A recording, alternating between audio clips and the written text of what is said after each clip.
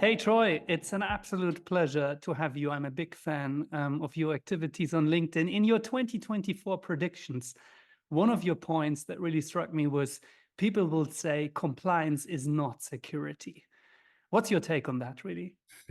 It comes from a lot of people that have been in the trenches for a long time, right? So, like security professionals that started before cybersecurity was even a word, right? Have done, they'll call it real security, right?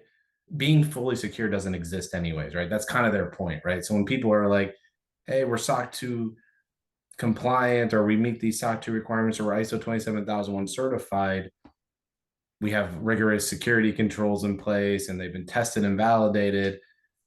it They view it as more of like you're just a marketing ploy, so to speak. But I think people are, it's just noise, right? Like I think it just creates noise and distraction from the real purpose of what we're trying to do here, right? So compliance has a great place in the security world, in my opinion, especially for companies that have never done this before, right?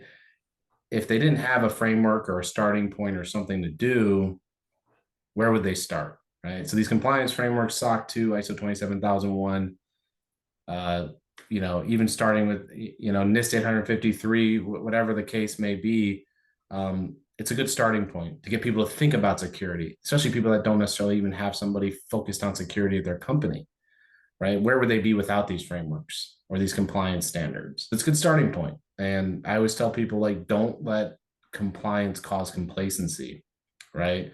So compliance is a baseline, good starting point, but always try to understand where your risks are and threats are and innovate and always improve your security. Let's take an ISO 27001. I mean, there's so many policies, so many controls. Are there two or three top of mind things where you would say, like, these are the elements of an ISO certification that you really must get right and really implement operationally in order to enhance your overall security posture?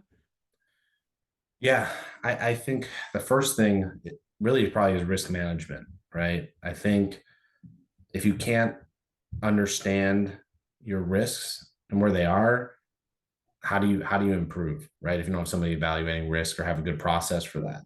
I think inventory of your assets, right? Inventory of your data. If you don't know where your data is, you don't know where the sensitive data is, don't know what tools the data sits in, what SaaS applications you have, what infrastructure, where it lies, who has access to that infrastructure. That's a big blind spot, right? That's a key thing, right? You need to know what to protect. As simple as that sounds. So risk assessment, inventory, and access controls, right? I think at the end of the day, uh, getting in, if you can stop somebody from getting in, obviously, then that prevents a lot of incidents, right?